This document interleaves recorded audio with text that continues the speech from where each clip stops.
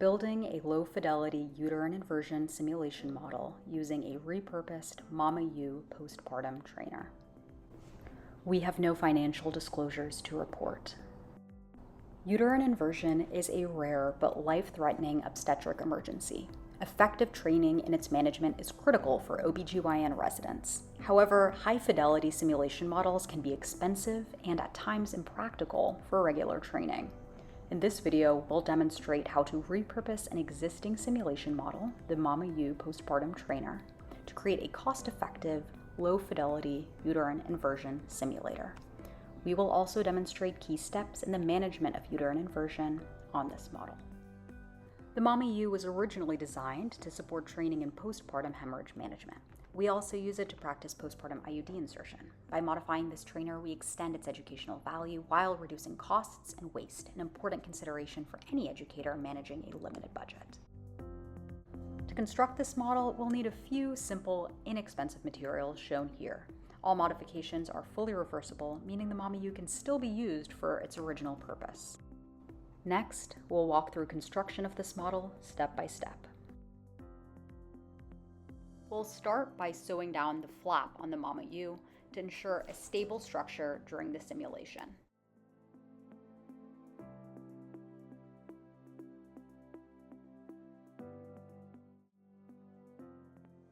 Once the flap is fully secure, we can remove the foam from inside the Mama U. This is to allow for easier inversion. Once the internal components are removed, we tape the Mama U securely to the table to prevent movement during the simulation. Next, you'll cut a square out of the short side of your cardboard box. The goal here is to create a more realistic birthing environment. Through the cutout, only the vulva portion of the Mama U will be visible to the simulation participant. Now turn your box long ways and cut it in half. This ensures the back of the box is open, which will be key for the simulation to function. A Nerf Vortex football provides a flexible, rounded structure to simulate an inverted uterine fundus. Cut the fins off so you may use that portion as a handle. Finally, it's time for assembly. We place the box over the Mama U and secure it with tape to the table. This helps ensure a concealed and more realistic environment for simulating uterine inversion.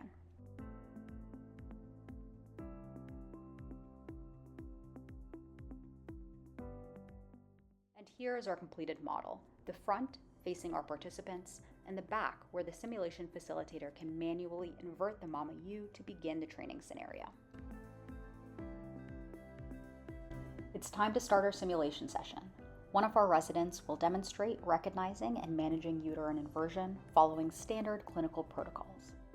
If adequate personnel are available for the simulation, consider assigning separate individuals the roles of facilitator, debriefer, L&D nurse, OB anesthesia, OB resident, and OB attending.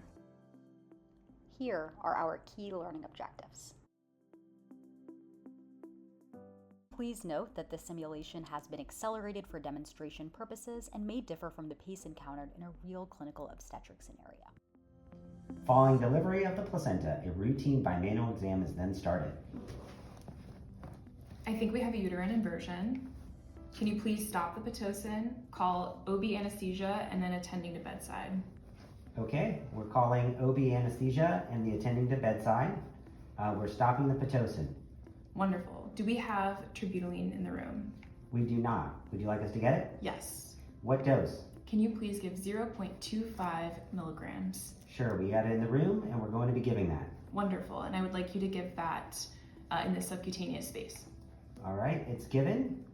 We have anesthesia in the room now. Okay, I've grasped the fundus of the uterus and I'm trying to restore it to its natural position. I'm not making any progress. Okay, would you like to give anything else? Yes. Do we have nitroglycerin in the room? Yes, anesthesia has nitroglycerin. Can you please give 100 micrograms of nitroglycerin, please, through the IV? Okay, we're giving it through the IV now. I'm continuing with pushing the uterus back into its normal position. That's called the Johnson maneuver. And I think that we've been reduced. All right. We ended our simulation with administration of medications and the Johnson maneuver. However, we did go on to discuss other maneuvers that could be utilized in an OR setting to surgically resolve uterine inversion. This includes the Huntington procedure. Clamps are used to apply gentle traction to the inverted uterine walls. The clamps are then repositioned as the fundus is gradually returned to its original position. The Haltane procedure, like the Huntington procedure, requires a laparotomy. An incision is then made in the posterior portion of the uterine inversion ring. This increases the size of the ring and allows for repositioning of the uterus. Gaining hands-on experience in managing uterine inversion is a critical skill in obstetric emergencies. You now know how to create and utilize this model, an effective alternative to building a time-consuming and potentially costly model from scratch. Repurposing simulation models like the MAMA-U provides high-value training while minimizing costs and reducing waste. Simulation programs may not have sufficient time or financial resources for a new uterine inversion training tool, but with creativity and innovation, we can extend the utility of existing models.